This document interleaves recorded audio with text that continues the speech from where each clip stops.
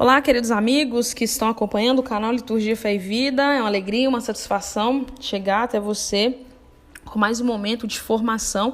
Então, já deixe seu like, se inscreva aqui no nosso canal, que muito nos ajuda.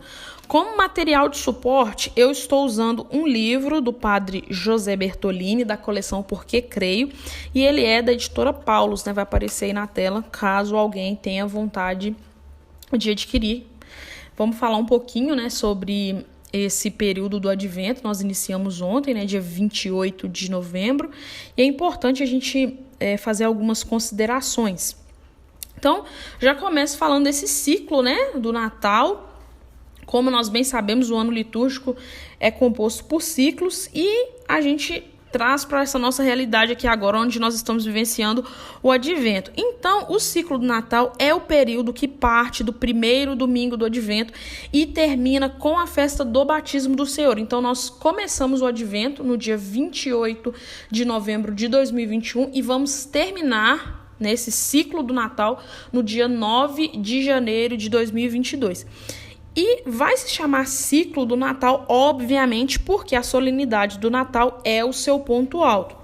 É o Natal que dá sentido ao que veio antes, como preparação, o Advento, e ao que vem depois, como celebração e complemento. A palavra advento vem do latim, significa chegada, vinda.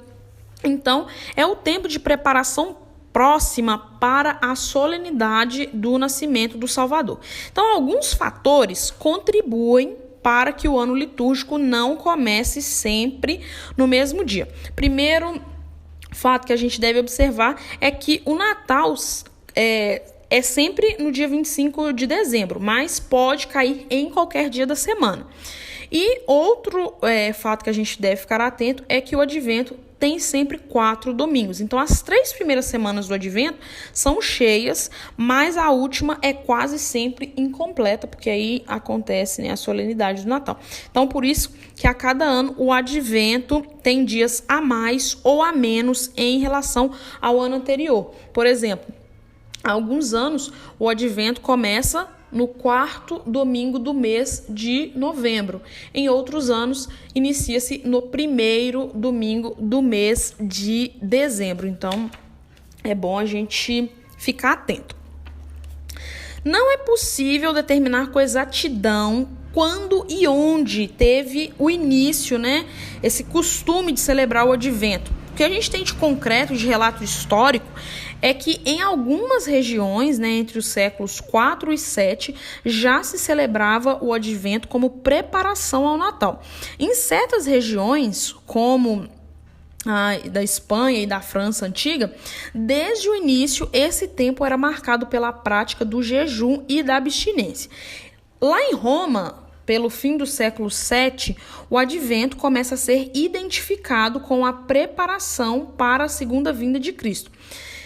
Trazendo isso para uma realidade mais próxima, datas mais próximas de nós, lá com a reforma litúrgica do Concílio Vaticano II, o Advento passou a ser celebrado nos seus 2 aspectos, a vinda definitiva do Senhor e a preparação para o Natal, mantendo a tradição das 4 semanas.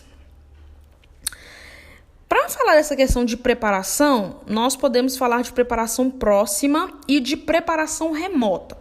A preparação próxima, ela se concentra aí no Advento, Então, é um tempo de fortes apelos para acolher a vida, para promovê-la, para defendê-la. Então, a liturgia dos 4 domingos do Advento, os cantos próprios desse tempo, as novenas de Natal, os mutirões para o Natal sem fome, enfim, são muitas opções, São algumas formas de preparação próxima para essa solenidade. Então, esse fato, de nós pensarmos no outro, isso é importante, de reunirmos os familiares distantes e amigos, embora nós estejamos ainda nesse período de pandemia, as coisas estão mais calmas, mas a gente ainda está vivenciando a pandemia. Tudo isso povoa o nosso imaginário, né? Mas é importante a gente falar o seguinte: quem só pensa em presentes e festas de fim de ano está muito longe da proposta que o Natal tem a oferecer. Falando agora da preparação remota, né? De fato, ao longo do ano, né, no nosso calendário litúrgico, a liturgia nos educa e também nos prepara para a grande solenidade do Natal, seguindo os passos da mãe de Jesus. Por exemplo, 9 meses antes do Natal, lá no dia 25 de março, nós celebramos a solenidade da Anunciação do Senhor. Então, nessa ocasião, o anjo Gabriel disse a Maria que Isabel estava no 6º mês de gravidez. Se a gente pegar lá o texto bíblico, né, retirado de Lucas, no capítulo 1, os versículos de 39 a 56, vão narrar essa visita de Maria, sua prima Santa Isabel, e nós celebramos esse acontecimento no dia 31 de maio, na festa da visitação de Nossa Senhora. Então, é o encontro de duas mães e o encontro do precursor com o Salvador. No dia 24 de junho, né, já em clima de festa junina, nós celebramos a Natividade de São João Batista, e é interessante a gente imaginar Maria ajudando Isabel, né, até nesse parto de João. Então, enfim, nós podemos preparar-nos com a festa do aniversário de Maria no dia 8 de setembro. Claro que não se sabe ao certo quando ela nasceu, foi uma data que a igreja escolheu, mas a Natividade de Maria foi o ponto de partida para que o Messias chegasse até nós. As cores são muito importantes na liturgia. Cada cor litúrgica tem seu significado. Quem entrou na igreja ontem, né, no primeiro domingo do Advento, e ao longo desse período todo do Advento, pôde notar a presença da cor roxa, né? Ela vai estar presente nas vestes do presidente da celebração, né, na estola, na casula, também na ornamentação da mesa da palavra, também na mesa da Eucaristia, né, o altar. E aí vai depender também da criatividade e dos recursos da comunidade. A cor roxa se manifestará em flores, panos e etc. Essa cor roxa também é um convite àquilo que João Batista já anunciava, né?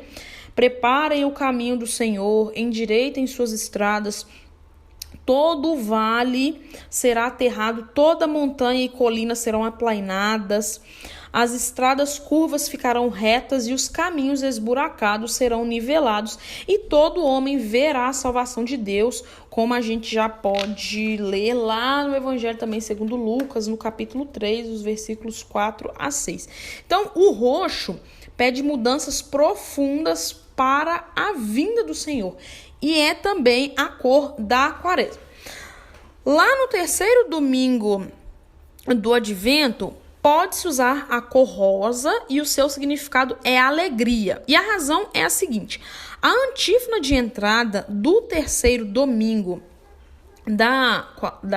do Advento, é retirada lá de Filipenses e é um convite à alegria, né? Alegrai-vos sempre no Senhor.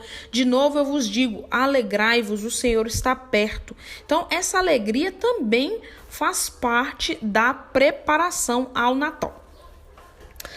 A coroa do Advento se tornou comum em nossa cultura e ajuda na preparação ao Natal. Ela teve origem lá na Alemanha, entre as famílias protestantes, porém a coroa não nasceu de tradições cristãs.